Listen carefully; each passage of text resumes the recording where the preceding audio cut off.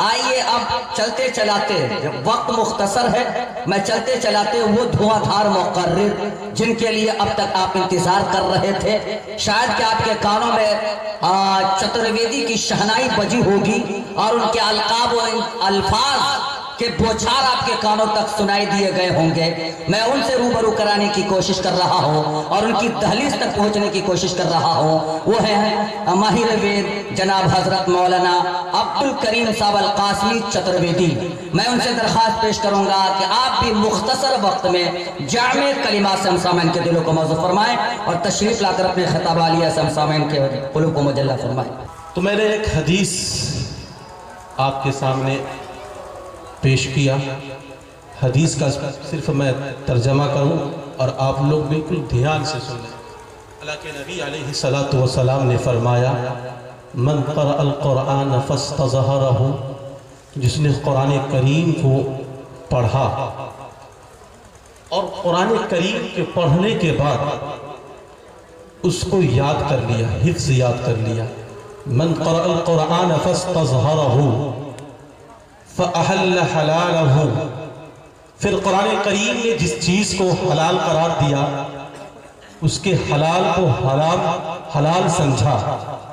وَحَرَّمَ حَرَامَهُ، پھر قرآن مقدس نے جس چیز کو حرام قرار دیا اس کو حرام سمجھا، پھر کیا ہوگا؟ اس کو انعام میں کیا دے گا اللہ تبارک و تعالی؟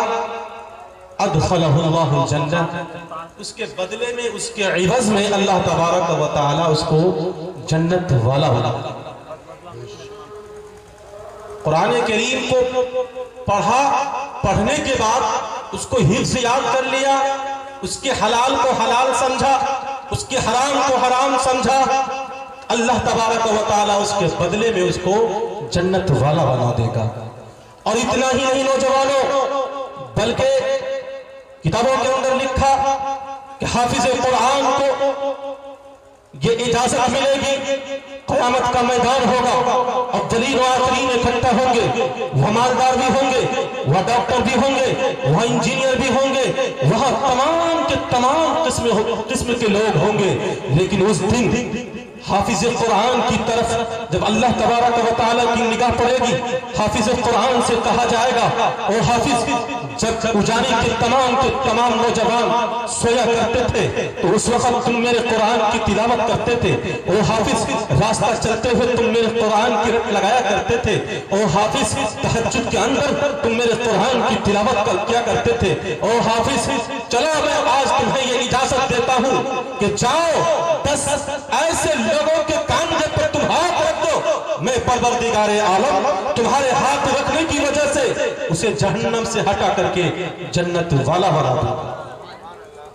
قرآن پڑھو تو صحیح، قرآن پڑھو تو صحیح، قرآن سے محبت کرو تو صحیح۔ اللہ تبارک و تعالی قرآن سے محبت کرنے کی برکت سے آپ کو جنت والا بنا دے۔ لیکن نبی علیہ السلام سے مشورہ لے رہے ہیں، کون مشورہ لے رہے ہیں؟ حضرت ابو ہریرہ رضی اللہ تعالی عنہ کہہ رہے ہیں اللہ کے نبی علیہ السلام آپ مجھے بتلائیں، آپ مجھے سمجھائیں کہ میں اپنی زندگی کو کیسے گزاروں۔ نوجوانوں سنو، اگر ہم اور آپ ہوتے اس وقت کیا کہتے کہ تم بہت سارے پیسے کماؤ، تم زمینیں خریدو، لیکن اللہ کے نبی علیہ السلام نے کہا ابو ہریرہ اگر تمہیں زندگی گزارنی ہو، اگر تمہیں زندگی بسر کرنی ہو، اگر تمہیں زندگی لگانی ہو تو اس زبان سے سن لے۔ کہا اللہ کے نبی علیہ السلام نے اس زبان مبارک سے بڑھ کر دنیا کی کوئی زبان نہیں ہو سکتی۔ بتاؤ تو اجانے کے نوجوانوں، اللہ کے نبی علیہ السلام کی زبان مبارک سے بڑھ کر دنیا کی کوئی زبان ہو سکتی ہے؟ اللہ کے نبی علیہ السلام نے کہا اے ابو ہریرہ پوری زندگی تم قرآن کو پڑھتا جا، اے ابو ہریرہ پوری زندگی تو قرآن کے مطابق عمل کرتا جا۔ اے ابو ہریرہ جب تمہاری موت ہوگی، جب تمہیں لوگ قبر کے اندر دفنانے کے لیے جائیں گے، تمہارے قبر کا طواف آسمان کے فرشتے ایسے کریں گے جیسے کہ حج کے موسم میں لوگ خانہ کعبہ کا طواف کرتے ہیں۔ جوانوں وہاں عذاب تو دور کی بات، وہاں عذاب کا دھواں بھی نہیں پہنچ سکتا۔ قرآن پڑھو تو صحیح، قرآن سیکھو تو صحیح انشاءاللہ۔ اگر ہم قرآن نہیں پڑھے ہیں اپنے بچوں کو قرآن کی تعلیم دیں گے، ہاتھ اٹھا کے بتلائیے انشاءاللہ دیں گے۔ انشاءاللہ۔ جوانوں، قرآن ایک ایسی کتاب ہے جس کا دیکھنا بھی ثواب، جس کا چھونا بھی ثواب، جس کا پڑھنا بھی ثواب۔ اگر ہم نے قرآن سے صحیح اور سچی اگر پکی محبت کر لی نوجوانوں، تبھی تو ہم کامل مومن ہو سکتے ہیں، ورنہ نہیں ہو سکتے۔ میں نہیں کہتا، قرآن خود کہتا ہے فَلَا وَرَبِّكَ لَا يُؤْمِنُونَ حَتَّى يُحَكِّمُوكَ فِي مَا شَجَرَ بَيْنَهُمْ۔ اس وقت تک تم مکمل اور کامل ایمان والے نہیں ہو سکتے جب تک تم اپنے گرنتھ کو، اپنے پوتر پستک کو اپنا آدھار بنا کر کے زندگی گزارنے والے نہ بن جاؤ۔ اس لیے طے کرو گے انشاءاللہ ہم لوگ اس جلسے سے ایک پیغام لے کر کے جائیں گے، قرآن سے محبت کریں گے، قرآن کو پڑھیں گے۔ ہم نے پنڈی جی سے پوچھا، پنڈی جی آپ بھی بتلائیے قرآن کے حوالے سے، قرآن کے عظمت کے حوالے سے۔ پنڈی جی یہ کہتے ہیں کہ نوجوانوں، اگر تم یہ چاہتے ہو کہ ہمارا بچہ بدھیمان بن جائے، ہمارا بچہ اچھے اخلاق والا بن جائے، تو سب سے پہلے آپ کو کیا کرنا پڑے گا؟ پنڈی جی یہ کہتے ہیں، کیا کہتے ہیں؟ ماترمان پترمان چاریامان پروشو ویدہ، پروشو ویدہ، پروشو ویدہ۔ پنڈی جی یہ کہتے ہیں اگر آپ یہ چاہتے ہو کہ ہمارا بچہ اچھا بنے، ہمارا بچہ عالم بنے، ہمارا بچہ مفتی بنے، تو سنو جانے کے نوجوانوں، سب سے پہلے ضروری یہ ہے کہ سب سے پہلے بچے پر ماں کی نگرانی ہونی چاہیے۔ اگر ماں کی نگرانی بچے پر صحیح طریقے سے مکمل طور پر ماں کی نگرانی ہوگی تو وہ بچہ اچھا حافظ بنے گا، وہ بچہ اچھا عالم بنے گا، وہ بچہ اچھا مفتی بنے گا۔ اگر ماں کی نگرانی نہیں ہوگی تو بچہ اچھا نہیں بن سکتا۔ یہ کہہ رہے ہیں دوسرے نمبر پر کس کی ضرورت پڑتی ہے؟ دوسرے نمبر پر باپ کی ضرورت پڑتی ہے۔ آج کا باپ صرف اتنا جانتا ہے کہ ٹہلی جاؤں گا، پیسہ لاؤں گا، بچے پر خرچ کروں گا۔ نہیں نوجوانوں، آپ کے اوپر ذمہ داری یہ عائد ہے کہ آپ اپنے بچوں کی نگرانی خود سے کیجئے۔ آج 4 سال کا بچہ، آج 5 سال کا بچہ، آج 6 سال کا بچہ واٹس ایپ چلاتے ہوئے نظر آتا ہے، نہ جانے وہ کون سی تصویر کو اس واٹس ایپ پہ دیکھتا ہے۔ نوجوانوں، یہ ہماری اور آپ کی کمزوری ہے۔ آپ کا بچہ فیس بک پر کیا دیکھ رہا ہے معلوم نہیں۔ آپ کی لڑکی جو محض 10 سال کی ہے کس لڑکے سے بات کر رہی ہے آپ کو معلوم نہیں۔ آپ کی نگرانی نہیں ہے گھر پر۔ یہ معاشرہ کیوں خراب ہوتی جا رہا ہے؟ یہ ہماری اور آپ کی کمزوری کی وجہ سے، یہ ہمارے اور آپ کی نگرانی نہ ہونے کی وجہ سے۔ آپ نے سنا ہوگا کہ فلاں مسلم کی بیٹی مرتد ہو گئی، مرتد کیوں ہو رہی ہے؟ یہ ہماری اور آپ کی کمزوری کی وجہ سے، ہماری اور آپ کی نگرانی بچوں پر نہیں ہے۔ تو اس لیے دوسرے نمبر پر باپ کی نگرانی، باپ کی ذمہ داری یہ ہوتی ہے کہ اپنے بچوں کی نگرانی وہ خود کریں۔ انشاءاللہ کریں گے۔ تیسرے نمبر پر، آخری نمبر پر کس کی ضرورت پڑتی ہے بچے کو اچھا بنانے میں؟ پنڈی جی کہتے ہیں کہ ماترمان پترمان چاریامان پروشو ویدہ۔ تیسرے نمبر پر اچھے استاذ کی ضرورت پڑتی ہے۔ اگر استاد اچھا ہو تو بچہ آپ کا اچھا بنے گا۔ اگر استاد اچھا ہو تو آپ کا بچہ اچھا عالم بنے گا۔ اگر استاد اچھا ہو تو آپ کا بچہ مفتی، اچھا مفتی بنے گا۔ اگر استاذ کی نگرانی بچوں پر نہیں ہوگی تو آپ کا بچہ سکسیس نہیں ہو سکتا۔ نوجوانوں، یہ 3 چیزیں ہیں جو پنڈی جی یہ کہہ رہے ہیں، تب جا کر کے آپ کا بچہ اچھا منش بنے گا، اچھا عالم بنے گا، اچھا قاری بنے گا، اچھا مفتی بنے گا۔ جب تک ہماری نگرانی نہیں ہوگی ہمارا بچہ بھی سکسیس نہیں ہو سکتا۔ نگرانی انشاءاللہ ہم لوگ اپنے بچوں کی خود کریں گے انشاءاللہ۔ یہ شاسترا ودھی متسرجیہ ورتتے کامکارتہ نہ سسدھی مواپنوتی نہ سکھم نہ پرانگتی۔ اسی کو پنڈت جی یہ کہتے ہیں۔ پہلے یہ سمجھ لیجئے شاستر کہا کس کو جاتا ہے؟ شاستر 4 کتابوں کو کہا جاتا ہے، رگ وید، یجروید، ساموید، اتھر وید۔ آج سوشل میڈیا پہ دیکھیے، جہاں بھی کھولے، فیس بک کھولیے، واٹس ایپ کھولیے، یوٹیوب کھولیے، تو ہر طرف نیوز میں یہی چلایا جا رہا ہے کہ مولانا ارشد مدنی صاحب نے بیان دے دیا کہ اللہ اور ایشور اور اوم ایک ہی ہے۔ نوجوانوں، یہ ان کی کمزوری کی وجہ سے ہے۔ انہوں نے اپنے شاستر کو صحیح طریقے سے، مکمل طریقے سے پڑھا نہیں۔ ان کے گرنتھ کے اندر خود یہ لکھا جگہ جگہ پر کہ ایشور ایک ہے، برہم ایک ہے، پربھو ایک ہے، اسی کی پرارتھنا کی جائے گی، اسی کی پوجا کی جائے گی۔ یہ اس کی کمزوری کی وجہ سے ہے۔ انہوں نے اپنے گرنتھوں کو صحیح طریقے سے پڑھا نہیں، انہوں نے شاستر کو صحیح طریقے سے پڑھا نہیں، اس لیے وہ کہہ رہے ہیں کہ نہیں، اوم اور اللہ ایک نہیں ہے۔ نوجوانوں، پڑھو تو صحیح جگہ جگہ پر۔ کہیں تو یہ لکھا ایکم ستوترا بہدا ودنتی، ایشور ایک ہی ہے۔ مختلف ناموں سے لوگوں نے اس کو پکارا۔ کسی نے اللہ کہہ کر کے پکارا، کسی نے ایشور کہہ کر کے پکارا، کسی نے خدا کہہ کر کے پکارا، کسی نے گوڈ کہہ کر کے پکارا ہے، لیکن وہ ایک ہی، اسی کی عبادت کی جائے گی۔ حضرت آدم نے بھی اسی کی عبادت کی، اور منو جی نے بھی اسی کی عبادت کی۔ سمجھنے میں پھر ہے، اگر وہ مکمل طور پر صحیح طریقے سے اپنے شاستر کو وہ پڑھ لے تو پتہ چل جائے گا کہ ہاں خدا ایک ہی ہے، اور اسی کی اپاسنا کی جائے، اسی کی پرارتھنا کی جائے، اسی کی پوجا کی جائے۔ نوجوانوں میں بتاؤں کہ ایک موقع سے جب شری کرشن جی کو یہ پوچھا گیا، باضابطہ طور پر یہ پوچھا گیا تھا کہ یہ بتلاؤ تو صحیح کہ آپ خدا ہیں، آپ ایشور ہیں، انہوں نے انکار کر دیا۔ انہوں نے یہ کہا کہ نہ ہم دیو نہ گندھرو نہ یکشو نہ چیتانو، نہ میں گندھرو ہوں، نہ میں یکش ہوں، نہ میں دانو ہوں، بلکہ میں تو ایک منش کے روپ میں اتپن ہوا ہوں، اس لیے تم میری عبادت مت کرو۔ کتابوں کے حوالے سے میں یہ کہہ رہا ہوں۔ بلکہ شری رام چندر جی جس کو مانتے خدا مانتے ہیں، شری رام چندر جی وہ ہمارے خدا ہے۔ شری رام چندر جی نے بھی جو ہنومان جی کو عبادت کا طریقہ بتلایا تھا، اس وقت شری رام چندر جی یہ کہہ سکتے تھے کہ تم میری پرارتھنا کرو، تم میری پوجا کرو، تم میری عبادت کرو، میں ہی خدا ہوں، میں ہی ایشور ہوں۔ لیکن ایسا نہیں کہا نوجوانوں، انہوں نے خود کہا تھا کہ پرتھما تارکا چیوا دیتیے دنمچیتے تیتیے کنڈلا کارما چترارتھ چندر کا پنچ بندو سنجکتا اوم جیوتی۔ انہوں نے خود کہا تھا کہ اگر تمہیں عبادت کرنے کا طریقہ معلوم کرنا ہو تو مجھ سے معلوم کرو، میں تمہیں بتلاتا ہوں کہ کس کی عبادت کی جائے۔ انہوں نے کہا پرتھما تارکا، اگر تمہیں عبادت کرنی ہو تو پہلے نمبر پر تم کھڑے ہو جاؤ، دوتیے دن مچیتے، اگر تمہیں عبادت کرنے کا طریقہ معلوم کرنا ہو تو مجھ سے معلوم کرو، دوسرے نمبر پر جھک جاؤ،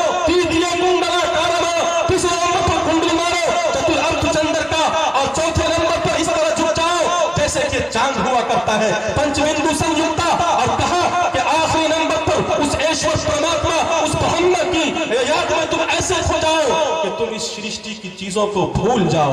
بتلاؤ یہ طریقہ کون سا طریقہ ہے؟ بالکل نماز کے طریقے سے ملتا جلتا طریقہ ہے۔ یہ کون بتلا رہے ہیں؟ شری رام چندر جی یہ بتلا رہے ہیں۔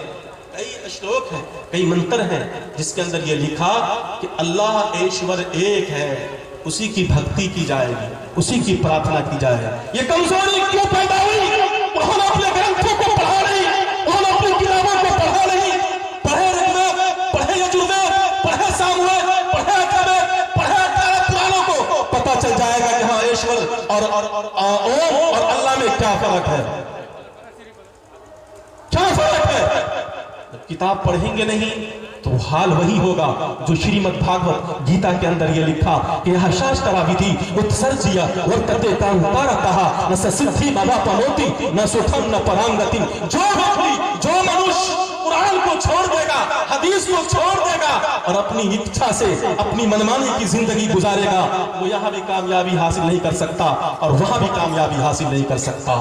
اسی طریقے سے جو رگوید کو چھوڑ کر کے، یجوروید کو چھوڑ کر کے، ساموید کو چھوڑ کر کے، اتھروید کو چھوڑ کر کے اپنی اچھا اور اپنی منمانی کی زندگی گزارے گا، وہ یہاں بھی کامیابی حاصل نہیں کر سکتا اور پران نکلنے کے بعد بھی کامیابی حاصل نہیں کر سکتا۔ اس لیے پڑھنا پڑے گا، تبھی جا کر کے ہمیں دھرم سمجھ میں آئے گی، تبھی جا کر کے ہمیں مذہب سمجھ میں آئے گا کہ مذہب کے اندر کیا لکھا۔ آواز اٹھا دیتے ہیں اللہ ایک، اللہ اور اوم میں کوئی فرق ہے، یہ ہے وہ ہے، بہت ساری باتیں کہنے کو آ جاتے ہیں بہرے کے۔ تو انشاءاللہ ہم لوگ قرآن سے سچی اور پکی محبت کریں گے اور حدیث کو پڑھیں گے انشاءاللہ اور سمجھیں گے، اس کے مطابق ہم لوگ عمل کریں گے۔ کتنے لوگ ہیں تیار ہو کے تھوڑا بتلائیں انشاءاللہ؟ اور جوانوں ماشاءاللہ سننے کا موڈ ہے۔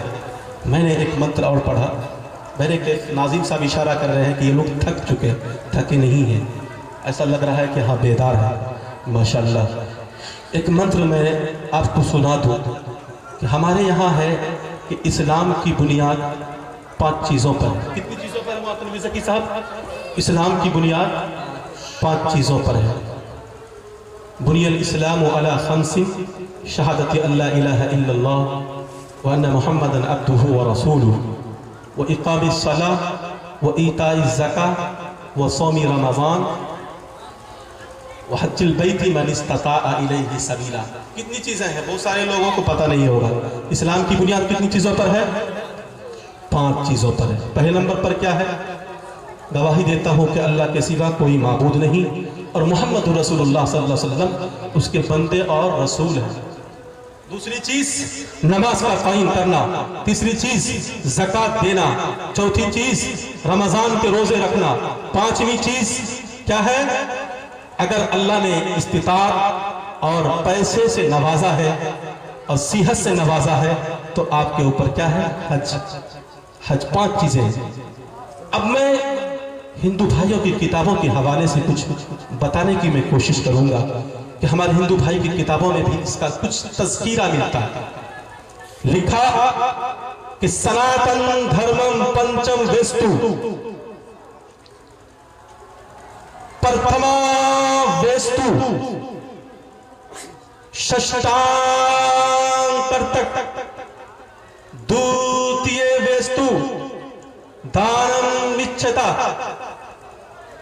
تیتیے ویستو ورتدھاری چترویستو تیتیے ویستو دانم وچھتا چترویستو ورتدھاری پنچم ویستو تیرتھ یاترا کرتک گنگا جلے بھوشیتے۔ ہمارے ہندو بھائیوں کی کتابوں میں بھی ملتا ہے کہ جس طریقے سے اسلام کی بنیاد اسلام کے 5 رکن ہے، اسی طریقے سے ہمارے ہندو بھائی کی کتابوں میں بھی ملتا ہے۔ میں اسلام سے، قرآن سے، حدیث سے، ہم غیر مسلم بھائیوں کی کتابوں سے کمپیریزن نہیں کر رہے ہیں، بلکہ یہ بتلا رہے ہیں کہ تم رگ وید کو پڑھ لو، تم اتھروید کو پڑھ لو، تم ساموید کو پڑھ لو، تم یجروید کو پڑھ لو، تمام کتابوں کو تم کھنگال لو، تمام کتابوں کو پڑھنے کے بعد یہی ملتا ہے کہ محمد رسول اللہ صلی اللہ علیہ وسلم سچے اور پکے اللہ کے رسول ہیں۔ تمام کتابوں کے اندر لکھا۔ تو میں یہ کہہ رہا تھا کہ پرتھما ویستو ایکمبرہم دوتیے راستے، پہلی چیز جو ہے وہ یہ ہے کہ ایشور ایک ہے، اسی کی بھکتی کی جائے گی، اسی کی پرارتھنا کی جائے گی۔ ایک طرف تو یہ لکھا کیا شہادت اللہ الہ الا اللہ، اللہ کے سوا کوئی معبود نہیں، اسی کی عبادت کی جائے گی، اسی کی پرارتھنا کی جائے گی، اور ایک طرف لکھا ایکم برہم دوتیے ناستے نیراستے کنچن دوتیے ویستو ششٹانگ کرتک۔ دوسری چیز ادھر کیا ہے؟ اقام الصلاۃ، نماز کا قائم کرنا۔ ادھر دوسری چیز کیا ہے؟ ششٹانگ کرتک۔ ششٹانگ جب آپ سجدے میں جائیں گے آپ کو پتا چل جائے گا ششٹانگ کس کو کہا جاتا ہے۔ تیتیے ویستو دھارم وچھتا، ادھر تیسری چیز کیا ہے؟ وہ ایتاء الزکاۃ، زکات کا دینا۔ ادھر کیا ہے؟ دانم وچھتا، دان کرنا، دینا۔ اور ادھر چترویستو، چوتھی چیز کیا ہے؟ ورتدھاری، اپاس رہنا۔ اور ادھر کیا چوتھی چیز؟ ادھر چوتھی چیز یہ ہے وہ ایتاء الزکاۃ، زکات کا دینا۔ اور 5ویں چیز کیا ہے اسلام کے اندر؟ حج البیت من استطاع الیہ سبیلا، اگر آپ استطاعت رکھتے ہیں تو آپ کے اوپر حج۔ ادھر کیا ہے 5ویں چیز؟ पांचवी चीज है तीर्थ यात्रा करतक गंगा जले भविष्यते, बिल्कुल मिलता जुलता है। मैं कुरान का मुकाबला वेद से मंत्र से नहीं करना चाहता, बल्कि मैं ये बताना चाहता हूँ, ऋग्वेद पढ़ो, यजुर्वेद पढ़ो, सामवेद पढ़ो, अथर्ववेद पढ़ो, दुनिया की तमाम किताबों को खंगाल दो, तमाम किताबों में यही मिलता है कि मोहम्मद न होते तो कुछ भी न होता, मोहम्मद न होते तो कुछ भी न होता, जमीन भी न होती, फलक भी न होता, न औजे फलक पर होते सितारे, मोहम्मद न होते तो कुछ भी न होता।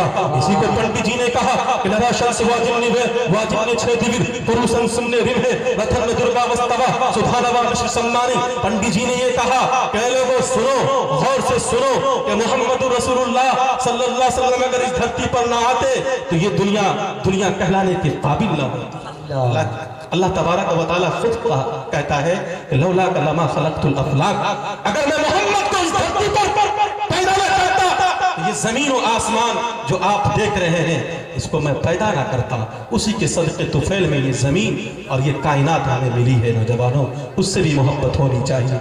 इंशाअल्लाह मोहम्मद रसूलुल्लाह सल्लल्लाहु अलैहि वसल्लम से सच्ची और पक्की मोहब्बत करेंगे। एक बात और याद रखें कि मोहम्मद रसूलुल्लाह सल्लल्लाहु अलैहि वसल्लम इस धरती पर क्यों आए हैं, आने का रीजन क्यों था, आप क्यों आए?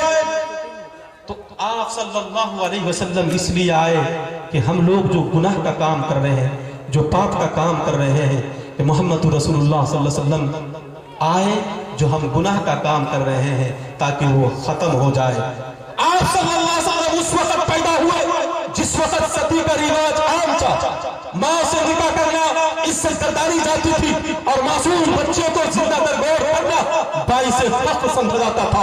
उस वक्त मोहम्मद रसूलुल्लाह सल्लल्लाहु अलैहि वसल्लम आए और आने के बाद वो सती का रिवाज खत्म हो गया और जो मासूम बच्चों को जमीन के अंदर जिंदा दरगोर किया जाता था, मोहम्मद रसूलुल्लाह आए तो उस बच्चियों को, उन मासूम बच्चियों को इज्जत का मकाम मिला। मोहम्मद रसूलुल्लाह आए तो नौजवानों क्या मिला? हमें जहालत से निकाल करके मोहम्मद रसूलुल्लाह सल्लल्लाहु अलैहि वसल्लम हमें रोशनी की तरफ लेकर के आए। इसी को कहता है नरा शम्स वाजिन छह दिविर पुरुषन सुनने रिम है, रथन दुर्गा वस्तवा सुधानवा। इसलिए मोहम्मद रसूलुल्लाह सल्लल्लाहु अलैहि वसल्लम आए ताकि हमें और आपको जहालत से निकाल करके रोशनी की तरफ लाए। नौजवानों, मोहम्मद रसूलुल्लाह के पास एक सहाबी आते हैं और वो कहते हैं अल्लाह के नबी अलैहिस्सलातु वस्सलाम, बिल्कुल मैं बात को मुख्तसर कर रहा हूँ, अपने पैगाम को मुख्तसर कर रहा हूँ इसलिए कि हजरत मौलाना अताउर रहमान साहब स्टेज पर जलवा अफरोज हैं। मैं बिल्कुल मुख्तसर कर रहा हूँ। मोहम्मद रसूलुल्लाह सल्लल्लाहु अलैहि वसल्लम के पास आकर के वो कहते हैं कि अल्लाह के नबी अलैहिस्सलातु वस्सलाम, मैंने ज़माने जाहिलियत के अंदर ऐसे कारनामे किए हैं, अल्लाह मुझे माफ नहीं करेगा। अल्लाह के नबी अलैहिस्सलातु वस्सलाम ने कहा बता तो सही तुमने कौन सा गुनाह किया है जो अल्लाह माफ नहीं करेगा? कहा अल्लाह के नबी अलैहिस्सलातु वस्सलाम, मैं कौम का रहबर था, मैं कौम का सरपंच था, मैं कौम का मुखिया था, मैं कौम का लीडर था। अगर किसी के यहाँ कोई बच्ची पैदा होती, कोई लड़की पैदा होती तो मैं हुक्म करता तो उसको तुम जिंदा दरगोर कर दो। जवानों, वो सहाबी कहते हैं कि अल्लाह के नबी अलैहिस्सलातु वस्सलाम, मैं इस्लाम को कबूल करना चाहता हूँ, लेकिन बताओ तो सही कि ये गुनाह हमारे कैसे माफ होंगे? अल्लाह के नबी अलैहिस्सलातु वस्सलाम के ऊपर वही आई और अल्लाह के नबी अलैहिस्सलातु वस्सलाम ने कहा वो तो ज़माने जाहिलियत था, अब तुम जहालत से निकल करके रोशनी की तरफ आ चुके हैं। इसलिए मोहम्मद रसूलुल्लाह सल्लल्लाहु अलैहि वसल्लम आए और कहा कि अल्लाह के नबी अलैहिस्सलातु वस्सलाम, एक मर्तबा का वाकया है कि मैं सफर पर जा रहा था और जब मैं सफर पर जा रहा था तो मेरी बीवी के पेट के अंदर एक बच्चा पड़ रहा था। तो मैंने अपनी बीवी से कहा अगर ये बच्चा लड़का या लड़की हो तो मैं एक काम आपको बता करके जा रहा हूँ। कहा बताइए क्या है? कहा ये पेट के अंदर जो बच्चा पल रहा है अगर ये लड़की पैदा हो जाए तो इस लड़की को तुम जिंदा जमीन के अंदर दरगोर कर देना। जवानों, वो कहते हैं कि अल्लाह के नबी अलैहिस्सलातु वस्सलाम, मैं हुक्म करके सफर पर चला गया। कई वर्ष के बाद, कई साल के बाद जब मैं सफर से वापस आया, अल्लाह के नबी अलैहिस्सलातु वस्सलाम आने के बाद दरवाजे पर दस्तखत दिया। दस्तखत देने के बाद मैंने कहा कि कुंडी खोलो, तो वो बच्ची फौरन कुंडी खोलती है। कुंडी खोलने के बाद जब मैं अंदर जाता हूँ तो वो बच्ची ये कहती है कि अब्बू जान आप कहाँ चले गए थे? मैं आपका इंतजार कर रही थी। अब्बू जान आप नानी के यहाँ चले गए थे? ابو جان آپ کہاں چلے گئے تھے؟ نوجوانوں، اللہ کے نبی علیہ الصلوۃ والسلام نے کہا تم نے اس بچی کے ساتھ کیا معاملہ کیا؟ کہا اللہ کے نبی علیہ الصلوۃ والسلام میں نے اس کی ایک بھی نہیں سنی۔ میں اندر گیا، اندر جانے کے بعد اپنی بیوی سے کہا کہ اب تک تم نے اس بچی کو چھوڑ رکھا ہے، محلے والے، بستی والے، قوم ہمیں کیا کہیں گے؟ کہا جلدی سے اس بچے کو نہلا دو، اس کے بال میں تیل لگا دو، اس کے بالوں میں کنگھی کر دو، اس کو تیار کر دو۔ نوجوانوں، اللہ کے نبی علیہ الصلوۃ والسلام نے کہا پھر کیا کیا؟ کہا میں اس کو لے کر کے نکلا گھر سے، جب میں راستے پر اس کو لے کر کے جا رہا تھا تو بچی یہ کہہ رہی تھی ابو آپ مجھے کہاں لے کر کے جا رہے ہیں؟ آپ مجھے کدھر لے کر کے جا رہے ہیں؟ تو میں نے اس کی ایک بھی نہیں سنا، اور جب میں جنگل پہنچا، جنگل پہنچنے کے بعد ایک پھاوڑا لیا، پھاوڑا لینے کے بعد جب میں گڑھا کھود رہا تھا، اس گڑھے سے دھول میرے چہرے پر پڑ جایا کرتی تھی، تو میرے چہرے سے پسینہ جب نکلتا تھا، وہ بچی آگے بڑھ کر کے اپنے دوپٹے سے میرے چہرے کے پسینے کو صاف کر دیا کرتی تھی، میرے چہرے کے دھول کو وہ صاف کر دیا کرتی تھی، اور وہ یہ کہتی تھی کہ ابو آپ یہ گڑھا کیوں کھود رہے؟ میں نے اس کی ایک بھی نہیں سنا، اور میں نے اس گڑھے کے اندر اس بچی کو زندہ زمین کے اندر درگور کر دیا۔ اللہ کے نبی علیہ الصلوۃ والسلام نے کہا پھر کیا ہوا؟ کہا میں واپس گھر آیا، اور آنے کے فخر کے ساتھ گھر واپس آیا۔ اللہ تبارک و تعالی ہمارے اس جرم عظیم کو معاف کرے گا یا نہیں کرے گا؟ نوجوانوں، اللہ کے نبی علیہ الصلوۃ والسلام پر پھر وہی آئی۔ اللہ کے نبی علیہ الصلوۃ والسلام نے کہا وہ تو زمانے جاہلیت تھا، اب تم جہالت سے نکل کر کے تم روشنی کی طرف تم آ چکے ہو۔ نوجوانوں، اللہ کے نبی علیہ الصلوۃ والسلام اس لیے آئے اس دھرتی پر، اور آنے کا کوئی ریزن نہیں تھا۔ نوجوانوں، جو ہم لوگ گناہ کا کام کر رہے تھے، محمد رسول اللہ وہ ختم ہو گیا۔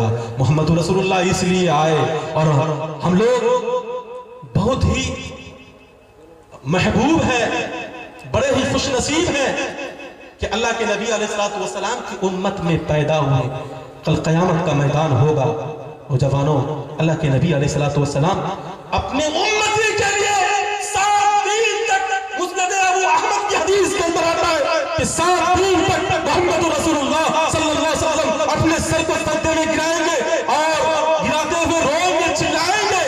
اللہ کی طرف سے آواز آئے گی کہ اے محمد سر کو اٹھائیے، مانگیے کیا مانگنا چاہتے ہیں، آج آپ کو دیا جائے گا، آج آپ کی شفاعت قبول کی جائے گی، آج آپ کی سفارش قبول کی جائے گی۔ محمد رسول اللہ صلی اللہ علیہ وسلم اپنے سر کو سجدے سے اٹھائیں گے، اٹھانے کے بعد کہیں گے یا رب امتی، یا رب امتی، یا رب امتی، اے پروردگار عالم میری امت کو معاف کر دیجئے، اے پروردگار عالم میری امت پر رحم و کرم کا معاملہ فرما دیجئے۔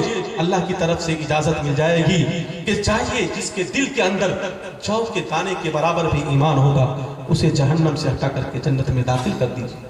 اس لیے محمد رسول اللہ صلی اللہ علیہ وسلم آئے۔ پھر دوسری مرتبہ اللہ کے نبی علیہ الصلوۃ والسلام اپنے سر کو سجدے میں گرائیں گے اور کہیں گے کہ میری امت کو معاف کر دیجئے، میری امت کو معاف کر دیجئے، میری امت کو معاف کر دیجئے۔ نوجوانوں، پھر تیسری مرتبہ، آخری مرتبہ پھر روئیں گے، چلائیں گے، پھر اللہ کی طرف سے اجازت آئے گی کہ اے محمد اپنے سر کو اٹھائیے، مانگیے کیا مانگنا چاہتے ہیں، آج آپ کو دیا جائے گا، آج آپ کی شفاعت قبول کی جائے گی، آج آپ کی سفارش قبول کی جائے گی۔ پھر تیسری مرتبہ، آخری مرتبہ اللہ کے نبی علیہ الصلوۃ والسلام اپنے سر کو اٹھائیں گے اور کہیں گے یا ربی امتی، یا ربی امتی، یا ربی امتی، اے پروردگار عالم میری امت کو معاف کر دیجئے، میری امت پر رحم و کرم کا معاملہ فرما دیجئے۔ نوجوانوں، اللہ کی طرف سے اجازت ملے گی کہ جاؤ، جس کے دل کے اندر ذرہ برابر بھی ایمان ہوگا اسے جہنم سے ہٹا کر کے جنت میں داخل کر دیجئے۔ نوجوانوں، آخری مرتبہ پھر اللہ کے نبی علیہ الصلوۃ والسلام اپنے سر کو گرائیں گے، اللہ کی طرف سے پھر وہی آواز آئے گی کہ اے محمد اپنے سر کو اٹھائیے، مانگیے کیا مانگنا چاہتے ہیں، آج آپ کو دیا جائے گا، آج آپ کی شفاعت قبول کی جائے گی، آج آپ کی سفارش قبول کی جائے گی۔ کہیں گے کہ جس نے دنیا کے اندر صدق دل سے، سچائی کے ساتھ، جس نے کلمہ لا الہ الا اللہ محمد رسول اللہ پڑھ لیا، اسے جنت میں داخل کر دیجئے۔ اللہ کہے گا محمد یہ کام تیرا نہیں، یہ کام تو میرا ہے۔ اس نے دنیا کے اندر صدق دل سے سچائی کے ساتھ کلمہ لا الہ الا اللہ محمد رسول اللہ پڑھ لیا، اس کو جنت میں داخل کروں گا۔ محمد رسول اللہ صلی اللہ علیہ وسلم اس لیے آئے۔ اور جوانوں، لا الہ الا اللہ کی تھوڑی تشریح ہے، اگر تشریح کروں تو وقت زیادہ ہو جائے گا، اس لیے کہ ہمارے حضرت مولانا عطا الرحمن صاحب بیٹھے ہوئے ہیں بلکہ سے آپ تمامی حضرات دعا کے بعد انشاءاللہ یہاں سے جائیں گے انشاءاللہ۔ اللہ تعالی ہم سب کو انہی چند باتوں پر عمل کرنے کی توفیق عطا فرمائے۔ سب سے پہلی چیز میں نے جو آپ کو بتایا کہ قرآن انشاءاللہ ہم پڑھیں گے۔ قرآن اگر ہم نہیں پڑھے ہیں تو اپنے بچے کو قرآن کی تعلیم دیں گے، اور دوسری چیز بچے کی نگرانی ہم خود سے کریں گے۔ ماں اگر ہماری یہاں سن رہی، ماں بہنیں اگر ان کی کانوں تک آواز جا رہی ہے تو میں اپنی ماں بہنوں سے کہنا چاہتا ہوں کہ آپ اپنی بچوں کی نگرانی خود سے کیجئے۔ اور جوانوں، بچے کی نگرانی اگر کریں گے تو ہمارا بچہ اچھا بنے گا۔ اگر بچے کی نگرانی ہماری نہیں ہوگی تو ہمارا بچہ کبھی اچھا نہیں ہو سکتا۔ تیسرے نمبر پر میں نے محمد رسول اللہ صلی اللہ علیہ وسلم کے آنے کا ریزن، مقصد میں نے مختصر سے وقت میں آپ کو مختصر سے پیغام دیا۔ انہی چند باتوں پر دعا کیجئے کہ اللہ تعالی ہم سب کو حق کہنے، حق سننے اور حق پر عمل کرنے کی توفیق عطا فرمائے۔ چمن میں جب تک پھول کھلتے رہیں گے، رہی زندگی انشاءاللہ پھر ملتے رہیں گے۔ وآخر الدعوٰ الحمدللہ رب العالمین۔